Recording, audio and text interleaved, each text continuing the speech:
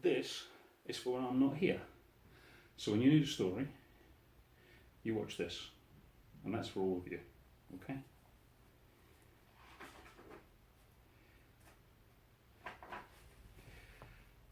Now the star-belly sneetches had bellies with stars. The plain-belly sneetches had none upon bars. Those stars weren't so big, they were really so small. You might think such a thing wouldn't matter at all.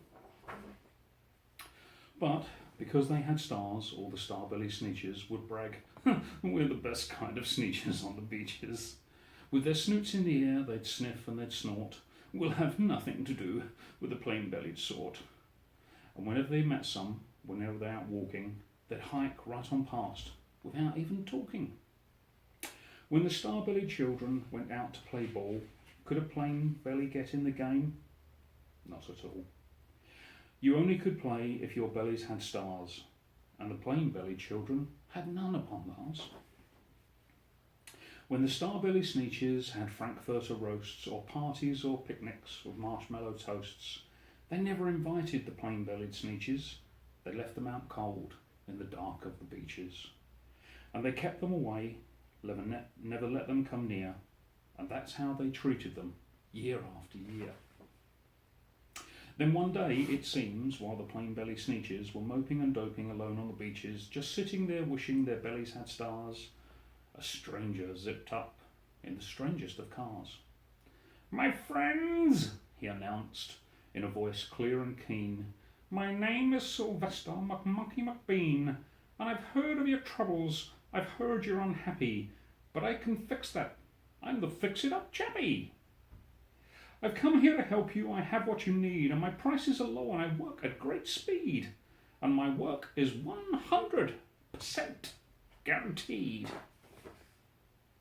Then quickly, Sylvester McMonkey McBean put together a very peculiar machine, and he said, "You want stars like a star-belly sneetch? My friends, you can have them for $3 each.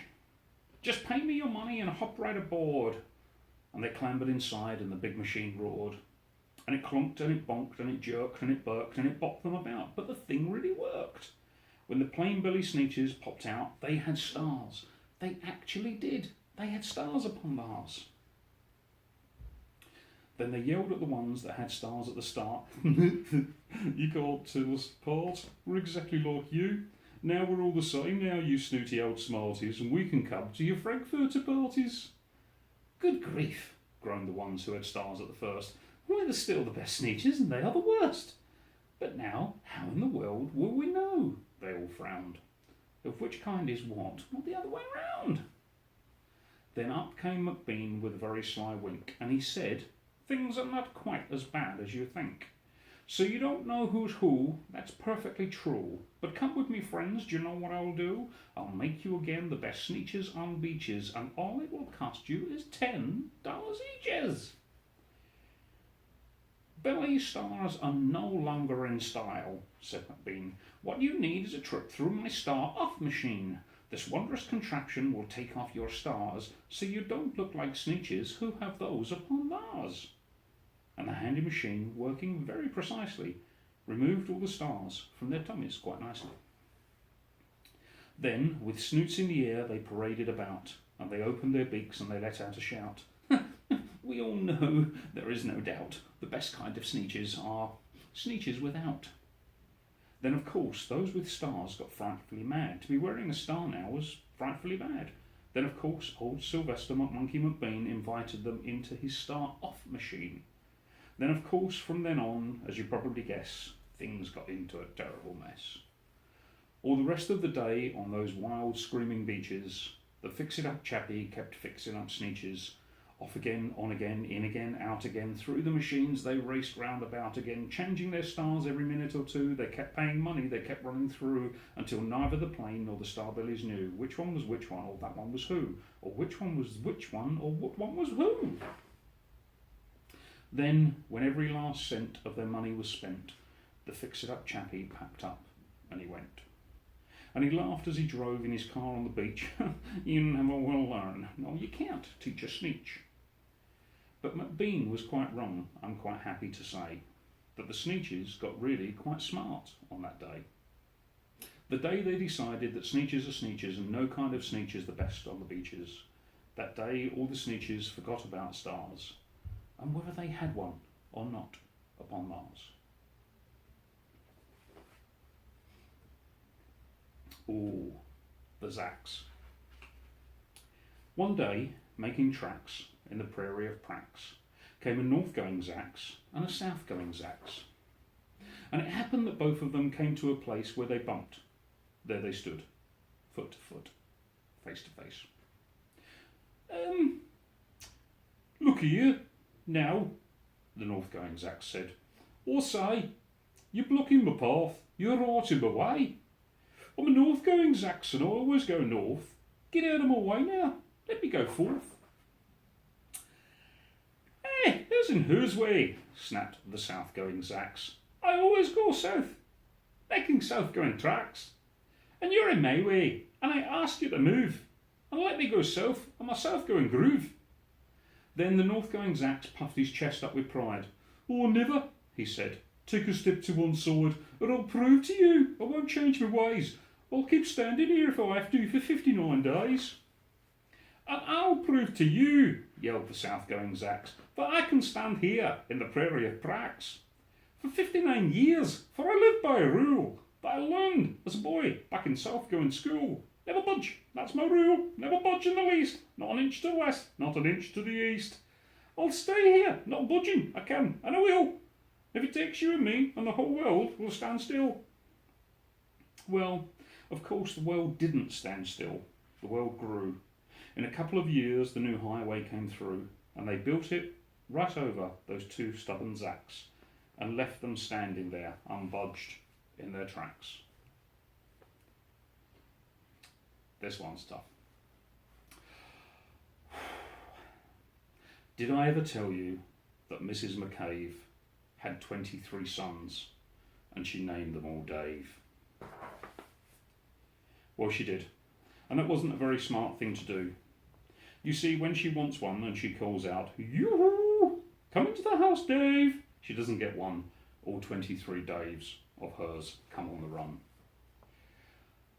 This makes things quite difficult at the McCaves, as you can imagine, with so many Daves. And often she wishes that when they were born... This is where it gets difficult.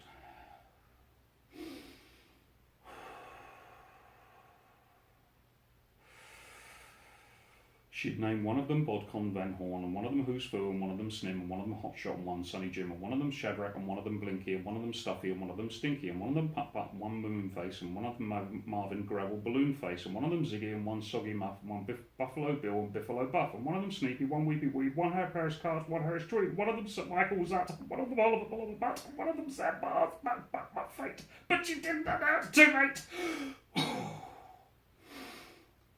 Whew. What was I scared of? Well, I was walking in the night and I saw nothing scary. But I've never been afraid of anything. Not very.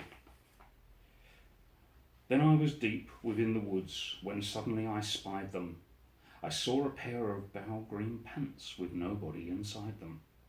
I wasn't scared, but yet I stopped. What could those pants be there for? What could a pair of pants at night be just standing in the air for? And then they moved. Those empty pants, they kind of started jumping. And then my heart, I must admit, I kind of started thumping. So I got out fast as I could go, sir. I wasn't scared, but pants like that I didn't care for, no, sir. After that, a week went by. Then one dark night in Greenwich, I had to do an errand there and fetch some Greenwich spinach. Well, I had fetched the spinach. I had started back through town when those pants raced right around the corner. They almost knocked me down. I lost my Greenwich spinach, but I didn't even care. I ran for home. Believe me, I'd really had a scare. Now, bicycles were never made for pale green pants to ride them, especially spooky pale green pants with nobody inside them. And the next night I was fishing for doubt trout on River when those pants came rowing toward me. Well, I started to shiver. And by now I was so frightened that I'll tell you but I hate to. I screamed and rode away and lost my hook and line and bait too. I ran and found a brickle bush.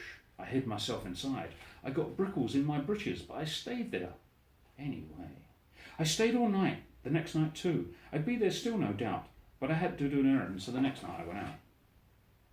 I had to do an errand. I had to pick up a peck of snide in a dark and gloomy snide field, almost 9 miles wide. I said, I do not fear those pants with nobody inside them. I said, and said those words. I said them, but I lied them. Then I reached inside a snide bush, and the next thing that I knew, I felt my hand touch someone, and I bet that you know who. And there I was, caught in the snide, and in that dreadful place, those spooky empty pants and I were standing face to face. I yelled for help, I screamed, I shrieked, I howled, I yelled, I cried, oh, save me from those pale green pants with nobody inside. But then a strange thing happened. Why, those pants began to cry. Those pants began to tremble. They were just as scared as I. I never heard such whimpering, and I began to see that I was just as strange to them as they were strange to me. I put my arm around their waist and I sat down beside them. I calmed them down, poor empty pants with nobody inside them. And now we meet quite often, those empty pants and I. We never shake or tremble. We both smile and just say, hi. End of book 1. See ya.